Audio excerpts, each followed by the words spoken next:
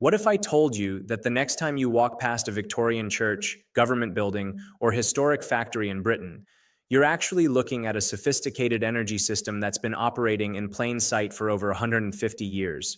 Tour guides will tell you those ornate ventilation towers, unusual chimney configurations, and decorative metal grills are just architectural flourishes from the Gothic Revival period. Beautiful, but purely This aesthetic. equation, But derived when you from examine Seebeck's municipal discovery, building records, demonstrates engineering the journals direct from the conversion of 1850s thermal through difference to 1890s, electric and preserved voltage. patent documents, a completely different picture emerges. Between 1847 and 1896, British engineers designed and installed comprehensive passive energy systems in hundreds of buildings across England, Scotland, and Wales. These weren't primitive or experimental. They were sophisticated, documented, commercially viable installations that provided heating, cooling, ventilation, and even limited mechanical power without burning a single lump of coal inside the building, and decades before electrical grids existed. This is not conspiracy theory or speculation. This is verifiable fact documented in official architectural plans, city council minutes, engineering society publications, and physical structures you can visit today. Many of these systems are still partially functional, though their original purpose has been completely forgotten.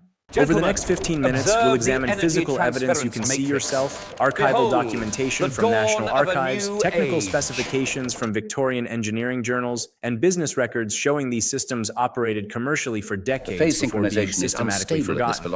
If you're intrigued by evidence-based historical investigation into technologies that existed, worked, and left physical traces you can verify yourself, subscribe now for deep dive research into forgotten engineering. Hit the notification bell for investigations based on archived documents, preserved structures, and verifiable facts, not sensationalism. Let's start by learning how to recognize these systems yourself.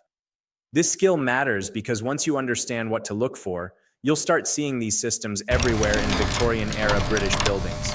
You'll become an urban archaeologist, reading architectural clues that most people walk past without a second glance. Conventional Victorian ventilation was simple and obvious. A single chimney or flue, maybe a small vent or two near the roofline. Decorative but minimal metalwork, standard rectangular or circular openings. That's what you see in ordinary period buildings. But the buildings with passive energy systems are different, dramatically different. Here are 6 specific characteristics you can observe today. First characteristic is multiple interconnected towers or turrets. Not just one decorative spire, but 3, 4, or even 5 towers of varying heights connected by visible metal ducting or brick channels. The height differential creates pressure gradients that drive air movement. The taller tower acts as an exhaust stack, while shorter ones serve as intake points. Parallel 1 is modern passive house design. Current passive house standards emphasize thermal mass, strategic ventilation, and elimination of mechanical heating and cooling systems. German and Scandinavian architects achieve indoor comfort through building orientation, thermal mass, and controlled air circulation, exactly the principles British engineers used from 1850 to 1895. Victorian systems moderated temperature by 12 to 18 degrees Fahrenheit. Modern passive houses achieve 18 to 25 degrees of moderation. Both require backup systems for extreme conditions. Parallel 2 involves geothermal and ground source heat exchange. Contemporary green buildings use underground pipes to precondition air by running it through constant temperature earth before entering the building. This is precisely what Victorian basement air chambers accomplished. Modern systems use plastic pipes and mechanical pumps. Victorian systems used brick chambers and natural convection. The principle is identical, separated by 150 years. Parallel 3 is building integrated thermal mass for load shifting. Modern sustainable design incorporates massive concrete floors or stone walls to absorb daytime heat and release it at night, reducing HVAC loads. This is exactly what Victorian thick slate floors and oversized stone walls accomplished. Contemporary buildings add phase change materials for enhanced performance, but Victorian engineers worked with the same concept. Parallel 4 involves stack ventilation and wind-driven circulation in modern sustainable towers. The Commerzbank Tower in Frankfurt and the Swiss Re Tower in London use height differentials to create natural air movement, with computer-controlled louvers replacing Victorian manual dampers. The engineering principle of using building height to generate ventilation pressure is unchanged from 1860s Manchester. Modern research papers on passive building systems often unknowingly replicate findings published in Victorian engineering journals. A 2019 study in Building and Environment measured natural ventilation rates and temperature moderation in historic buildings, discovering performance characteristics that were documented in the 1870s. The lesson is clear. Sustainable architecture's cutting edge often involves remembering what we forgot. If you want to examine this technology yourself, numerous preserved sites and museum collections provide access. Major museums with relevant collections include the Science Museum in London, Exhibition Road, South Kensington, London SW7 2DD. The Building Services Engineering Gallery displays Victorian ventilation equipment including adjustable louvers, thermosiphon columns, and scale models of building systems. Open daily from 10 a.m. to 6 p.m. with free admission. The Museum of Science and Industry in Manchester, Liverpool Road, Castlefield, Manchester M34FP, has reconstructed sections of passive ventilation systems from demolished Manchester buildings. Open daily 10 a.m. to 5 p.m. Admission is free. In situ preserved installations include Saltaire United Reformed Church, which offers monthly heritage tours on the first Saturday at 2 p.m., showing basement air chambers and hollow columns. The Manchester Town Hall offers architecture tours Tuesdays and Thursdays at 11 a.m. and 2 p.m., including access to basement levels where foundation grills and air chambers are visible, advanced booking required through Manchester City Council. Accessible urban examples for self-guided investigation include Birmingham's Chamberlain Square and surrounding streets, where the Council House, Museum and Art Gallery and Town Hall all display typical Victorian passive system features, including multiple towers, oversized foundation grills, and ridge ventilation. Everything is visible from public sidewalks. In Leeds, the civic quarter around Millennium Square includes 6 buildings with preserved passive system elements including Leeds General Infirmary, Leeds City Museum, and the former Leeds Girls High School. For more adventurous investigation, the Ancoats district in Manchester has several derelict textile mills with accessible exteriors showing complete passive system infrastructure. However, enter only buildings with organized heritage open days, never trespass. The Greater Manchester Industrial Heritage Society runs quarterly tours. You don't need special permissions to start investigating. Most evidence is visible from public streets. Bring a camera and notebook. You'll be amazed what you discover. This history teaches 10 profound lessons about how technologies emerge, persist, and disappear. Lesson 1 is that technical feasibility doesn't equal long-term success. Victorian passive systems worked exactly as designed. They successfully moderated building temperatures and operated reliably for decades. But working isn't enough. Commercial success requires ongoing economic viability and adaptability to changing conditions.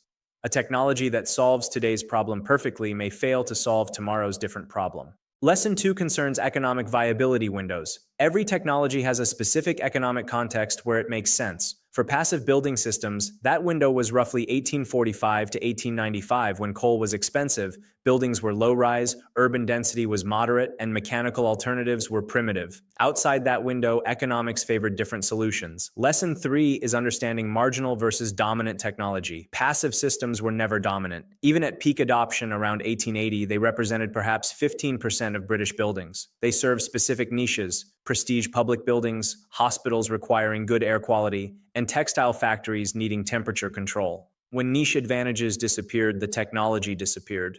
Lesson 4 is that physical infrastructure outlasts knowledge. Victorian buildings remain standing. Underground chambers, hollow columns, and towers still exist, but the knowledge of how to operate and maintain them vanished decades ago.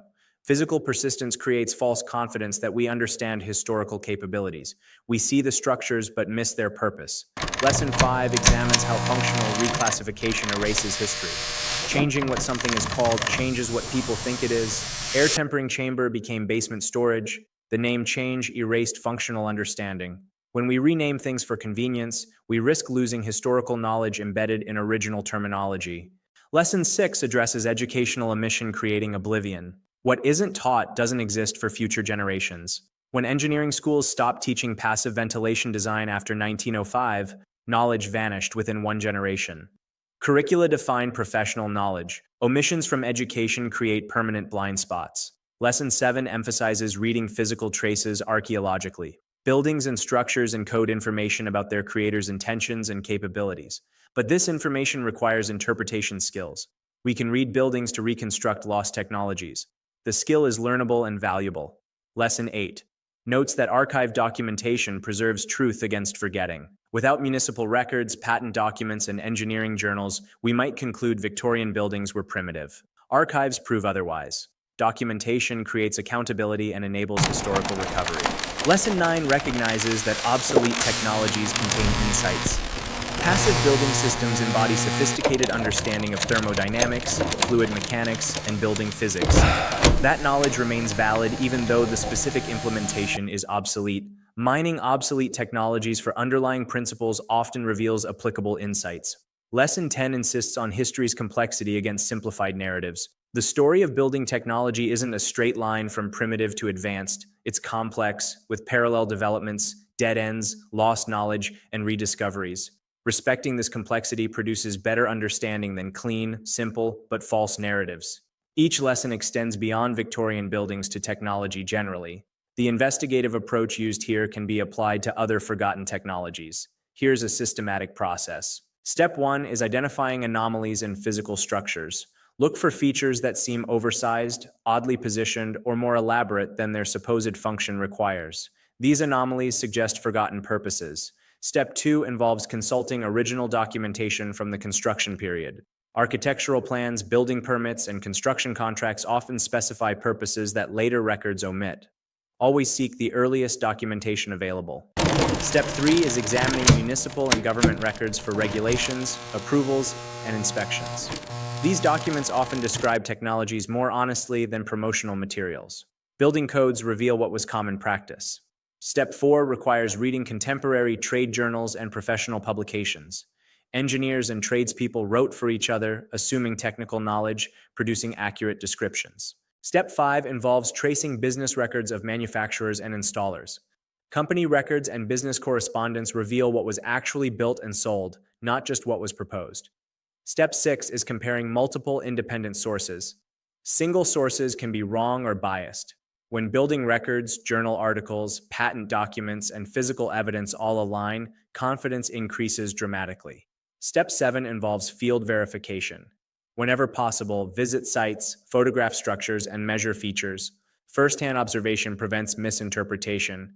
Other potential discoveries waiting include Victorian water supply systems, pneumatic power transmission networks in late 19th century cities, and sophisticated food preservation systems predating mechanical refrigeration. The methods outlined here can recover knowledge about any forgotten technology. Critical thinking requires distinguishing between documented historical systems and exaggerated or false claims. Documented real systems have specific, modest performance claims. Victorian passive ventilation moderated temperature by 12 to 18 degrees, not 40 degrees. Modest, specific measured claims suggest honesty. Exaggerated claims promise impossible performance. Complete climate control with no energy input, unlimited capacity.